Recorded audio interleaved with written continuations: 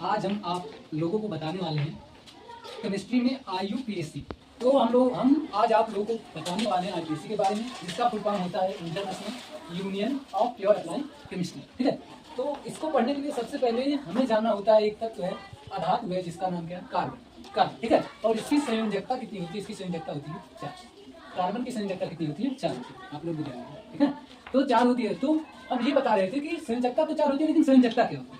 तो कह रहे हैं संयोजकता क्या होती है? किसी भी परमाणु की, ठीक है, बाहरी कोश में, किसी भी परमाणु के बाहरी कोश में इलेक्ट्रॉनों की अधिकता, किसी भी परमाणु के बाहरी कोश में इलेक्ट्रॉनों की अधिकता या कमी को उसकी संयोजकता कहते हैं। जैसे हम ले लेते हैं सोडियम को। ठीक है, जैसे हम आपको बताते हैं सोडियम क्या एक तत्व है, परमाणु है। ठीक है, अब सोडियम का जो परमाणु क्रमांक होता है, शायद आप लोग भी जानते होंगे, कितना होता है? 11। कितना होता है? 11।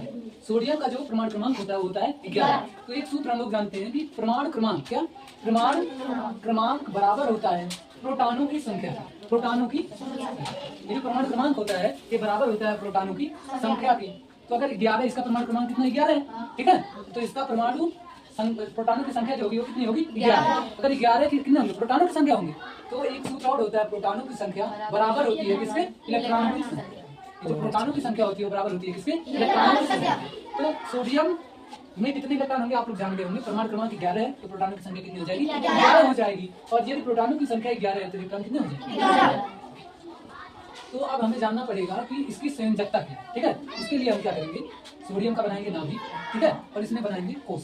इसमें क्या बनाएंगे? कोष।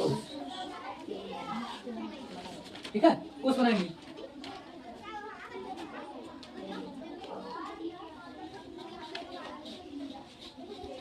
तो पहले कोष में 2 इलेक्ट्रॉन भरे जाते हैं। पहले कोष में कितने? 2। दूसरे कोष में कितने? 8।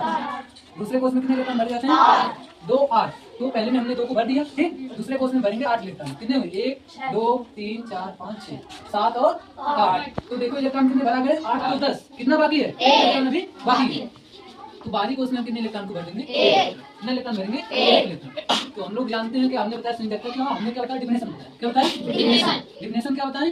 किसी भी परमाणु के या तत्व के बाहरी कोष में इलेक्ट्रॉनों की अधिकता या कमी को क्या बोलते हैं? संयोजकता बोलते हैं। तो इसमें बाहरी कोष में कितने इलेक्ट्रॉन? 1। तो अब इसके बाहरी कोष में 1 इलेक्ट्रॉन है, तो 1 इलेक्ट्रॉन इसका क्या होगा? संयोजकता कितनी हो जाएगी? 1 होगी ना। और क्या होगी? +1 होगी। क्या होगी? तो +1 क्यों होगा? क्या है? 1 अधिक है। तो बात यहाँ ये है कि जो बाहरी कोष होता है, कोई भी परमाणु अस्थायी होने के लिए, अपना अस्थायित्व प्राप्त करने के लिए क्या करता है?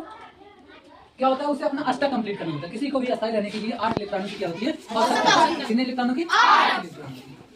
तो ये जो सोडियम होता है, इसके पास बाहरी कोष में कितने इलेक्ट्रॉन होते हैं? 1। तो जब ये किसी से क्या करता है? साझा करता है अष्टक कंप्लीट करने के लिए। जैसे मान लो कि हमारे पास हमें 8 रुपए चाहिए, वैसे जान लो कि 8 रुपए अगर हमें मिले तो हम अस्थायी हो जाएंगे, इधर उधर दौड़ना नहीं पड़ेगा। ठीक है, पैसे के लिए, मतलब हमें 8 रुपए की आवश्यकता हो कि 8 रुपए में सामान मिल जाएगा, तो इधर दौड़ना नहीं पड़ेगा और 8 रुपए में क्या कर लेंगे? कंप्लीट कर लेंगे। लेकिन बात यह है कि मान लो हमारे पास क्या है? 1 रुपए है। हमारे पास कितने रुपए? 1 रुपए है। और किसी के पास 7 रुपए है, वो भी वो सामान लेना चाहता है, हम भी वही सामान लेना चाहते हैं। तो हम क्या करेंगे? जिसे 7 रुपया लेना आसान है या 1 रुपया दे देना? क्यों देना आसान है? क्योंकि उसके पास 1 की क्या है? कमी है। अगर 1 रुपया लेगा तो उसका कार्य क्या हो जाएगा? कंप्लीट हो जाएगा। और हम भी क्या उधार नहीं देंगे। ठीक है, तो इसलिए जब उधार नहीं 1 रुपया देते तो अगला तुम्हारा क्या हो जाता है? उधार हो जाता है और तुम क्या हो जाते हो? प्लस हो जाते हैं। तो इसलिए सोडियम पर कितना होता है? +1। इसकी क्या होती है? संयोजकता। तो हम आपको बताने जा रहे थे IUPAC। तो संयोजकता आपको हम समझाते हैं। जैसे क्लोरीन परमाणु होता है, तो क्लोरीन में क्या होते हैं? 17। जो क्लोरीन परमाणु होता है उसके परमाणु क्रमांक है 17। तो परमाणु क्रमांक बराबर प्रोटॉनों की संख्या, तो प्रोटॉनों की संख्या 17 हो जाएगी। अगर प्रोटॉन 17 है तो इलेक्ट्रॉन कितने हो जाएंगे? 17 हो जाएंगे। 17 इलेक्ट्रॉन। ठीक है, और जब क्या करेंगे? इसे भरेंगे तो उसके भी बाहरी कोष में क्या होता है? 7 इलेक्ट्रॉन। उसके बाहरी कोष में कितने इलेक्ट्रॉन भरे जाते हैं? 7। चलो हम भर के बता देते हैं। मान लो किसका है? क्लोरीन का है। ठीक है, परमाणु क्रमांक कितना होता है? 17। इलेक्ट्रॉनों की संख्या कितनी हो जाएगी? 17 हो जाएगी ना। तो 2 भर दिए, कितना भर दिया? 8। ठीक है, अब हमें भरना है 7 इलेक्ट्रॉन। कितने? 7। 2, 4, 5, 6 और 7। तो बाहरी कोष में 8 इलेक्ट्रॉन। कंप्लीट करने के लिए कितने इलेक्ट्रॉन चाहिए? 8। तो एक बाहरी कोष में इसके कितने इलेक्ट्रॉन है? 7। और इसको अपना अष्टक कंप्लीट करने के लिए कितने इलेक्ट्रॉन चाहिए? कितने इलेक्ट्रॉन की कमी है? 1। तो इसकी क्या हो जाएगी? -1। क्या हो जाएगी? -1। हाँ, तो इसकी संयोजकता होती है -1। क्यों -1 होती है? क्योंकि इलेक्ट्रॉन की क्या होती है?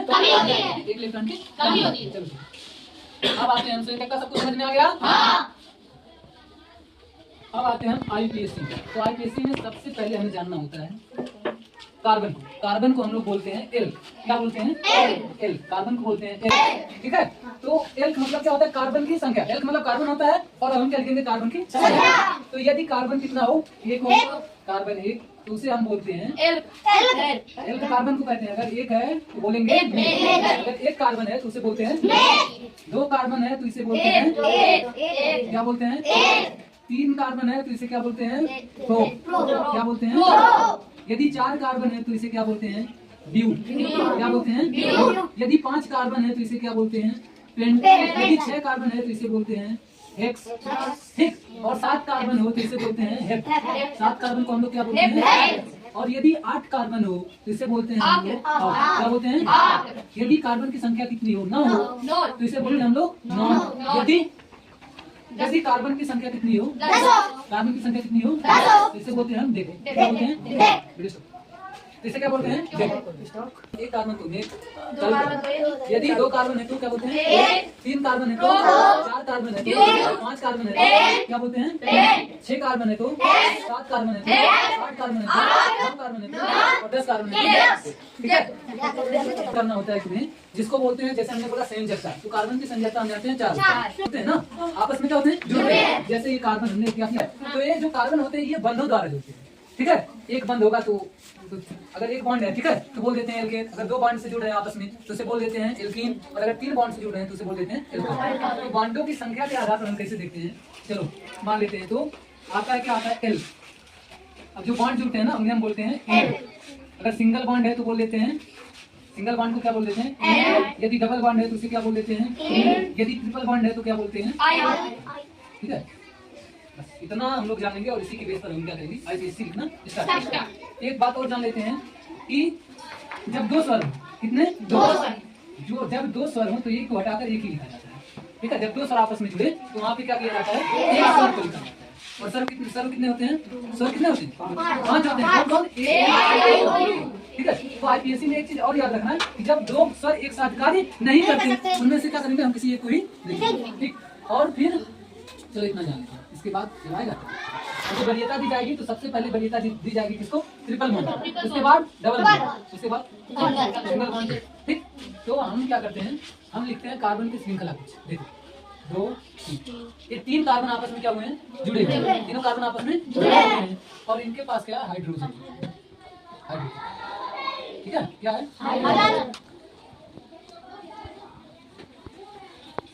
ठीक। तो देखो कार्बन कितने हैं? 1 2 3। कार्बन कितने हैं? 3। तो लिखेंगे C3। हाइड्रोजन कितने हैं? 2 5 3 8। C3H8। C3H8। ठीक है। C3H8 इसको बोलते हैं, इसका नाम क्या होगा? C3H8 का नाम क्या होगा? C3 क्या नाम है?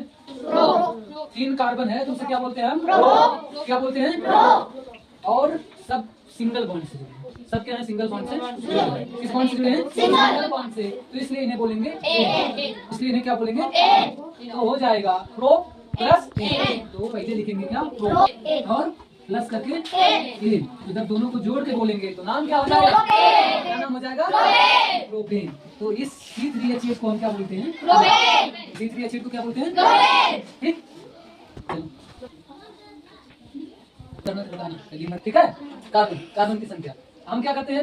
एन है ना, एन में एक कार्बन पहले लेते हैं। ठीक है। एक कार्बन लेंगे और कार्बन की संयोजकता कितनी होती है? 4। तो क्या करेंगे? हाइड्रोजन को क्या करेंगे? जोड़ देंगे। हाइड्रोजन को क्या करेंगे? जोड़ देंगे। तो एक कार्बन से कितने हाइड्रोजन जुड़ेंगे? 4। बैलेंस कंप्लीट है कि नहीं? संयोजकता कंप्लीट है। देखो 1 2 3 4। तो कार्बन की संयोजकता कितनी होती है? 4 होती है ना। संयोजकता कंप्लीट है। कार्बन कितना है? कार्बन कितना है? हाइड्रोजन कितना है? 4। तो सूत्र क्या आ जाएगा? CH। कार्बन की संख्या कितनी है? कार्बन की संख्या कितनी है?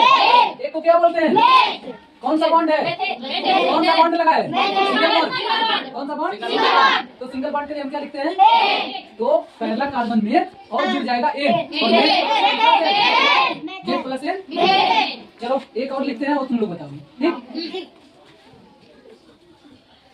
आप लोग बताएंगे इसको?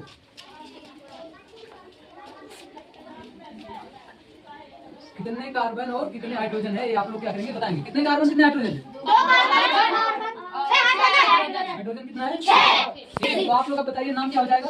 दो कार्बन को क्या बोलते हैं? Single bond. नाम क्या हो जाएगा? समझ में आया? तो अभी तक जो आपने पढ़ा वो क्या था? एन। क्या था? अब पढ़ेंगे आप लोग ई, यानी कि डबल बॉन्ड। तो क्या ये बताओ, कार्बन, एक कार्बन कभी डबल बॉन्ड बना सकता है क्या? नहीं। एक कार्बन हाइड्रोजन के साथ डबल बॉन्ड नहीं बना सकता। तो आप लोग जानते हैं क्यों नहीं बना सकता? नहीं जानते। कार्बन की संयोजकता कितनी होती है? 4। जबकि हाइड्रोजन की संयोजकता कितनी होती है? 1। कितनी होती है? 1 होती है ना। तो ये बताओ, हाइड्रोजन बॉन्ड एक ही तो बनाएगा ना कार्बन से, 2 बॉन्ड बना नहीं सकता। इसलिए एक कार्बन हाइड्रोजन के साथ जुड़कर डबल बॉन्ड नहीं बना सकता। तो एक बात जाने क्या, मेथ प्लस ई, मेथ प्लस ई क्या हो जाएगा? इस नाम का प्रोडक्ट प्रकृति में नहीं है। मेथिन प्रकृति में नहीं है। क्यों नहीं पाई जाती? क्योंकि बन ही नहीं सकती हो, है ना।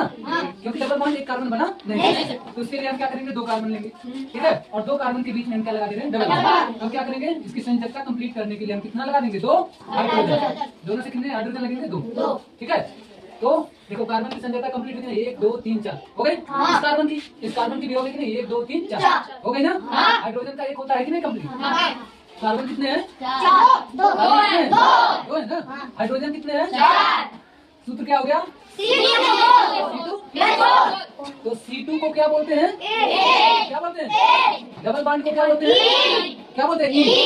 तो लिखेंगे 8 प्लस ई। नाम क्या हो जाएगा? नाम क्या हो जाएगा? समझ में आया? चलो एक हम देते हैं, आप लोग बताएंगे। एक हम देते हैं, आप लोग क्या करेंगे इसे? चलो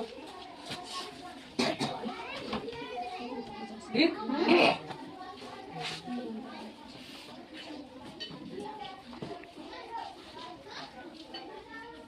चलो, कार्बन की संख्या कितनी है? 3। कितनी है? 3। हाइड्रोजन की संख्या 6। कितनी है? 8। CH7 कितना है? 7। कितना है? 7। अब ये बताओ इसका नाम क्या है? आप लोग बताइए। आप लोग बताइए इसका नाम क्या है?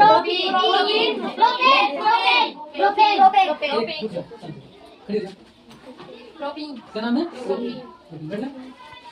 प्रियंका खड़ी हो जा। क्या नाम है? प्रोपीन। क्या नाम है? कैसे? क्योंकि डबल बॉन्ड है तो क्या लग जाएगा? प्रोपीन। नाम कैसे पड़ा? क्योंकि कार्बन की संख्या कितनी है? 3। तो हमें लग रहा है आप लोगों को समझ में आ रहा है ना? आ रहा है सबको समझ में? अब लास्ट पढ़ते हैं किसको? आयन को। लास्ट में पढ़ेंगे ट्रिपल बॉन्ड पढ़ेंगे, ठीक है। अब कार्बन कार्बन के मध्य ट्रिपल बॉन्ड। तो क्या कार्बन का 2 कार्बन के मध्य ट्रिपल बॉन्ड हो सकता है कि नहीं? क्योंकि कार्बन की संयोजकता कितनी होती है? दोनों एक दूसरे से ट्रिपल बॉन्ड से जुड़ सकते हैं कि नहीं? तो इनके बीच हम क्या लगा देंगे? Triple bond. 3 कंप्लीट है। हम क्या करेंगे? एक हाइड्रोजन लगा देंगे, क्योंकि कार्बन की संयोजकता कितनी होती है? 4। 1 2 3 4। 1 2 3 4। हाइड्रोजन की कितनी होती है? 1। सबका कंप्लीट है कि नहीं? तो 2 कार्बन है, क्या बोलते हैं? ट्रिपल बॉन्ड है। तो नाम क्या हो जाएगा? सूत्र C2H2। C2 नाम क्या होगा? एथाइन। क्या हो जाएगा? समझ में आ रहा है? तो अब एक हम देते हैं और तुम लोग बताओ।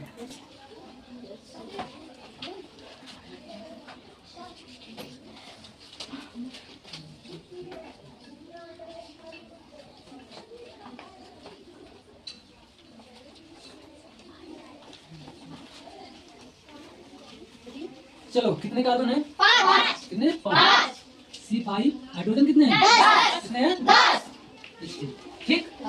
अभी बताओ इसका नाम क्या होगा?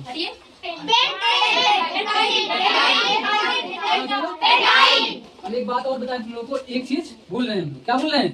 नंबरिंग करना। अब आ जाता है क्या करना? नंबरिंग करना। तो एक बात बताए थे, वरीयता देने की बात सबसे पहले किसको देंगे? Triple bond. Double bond, single bond का तो वरीयता होता है, ठीक। तो देखते हैं, अब देखो गिनेंगे तो देखो ट्रिपल बॉन्ड किधर से नजदीक पड़ा है? दोनों बगल से समान है ना? दोनों बगल से क्या है? समान। इधर से अगर गिन रहे हो तो तीसरे नंबर पे, इधर से गिन रहे हो तब भी तीसरे नंबर, तो दूसरे नंबर पे है। तो जिधर से नजदीक पड़ेगा उधर से हम क्या करेंगे? नंबर 1 2 3 4 5। तो ट्रिपल बॉन्ड किस नंबर पे है? दूसरे। तो लिखेंगे 2 पेंटाइन। नाम क्या हो जाएगा? 2 पेंटाइन। नाम क्या होगा? 2 पेंटाइन। 2 पेंटाइन नाम क्या होगा? क्योंकि ट्रिपल बॉन्ड किस कार्बन पे लगा है? दूसरे। इसका नाम क्या हो जाएगा? 2 पेंटाइन।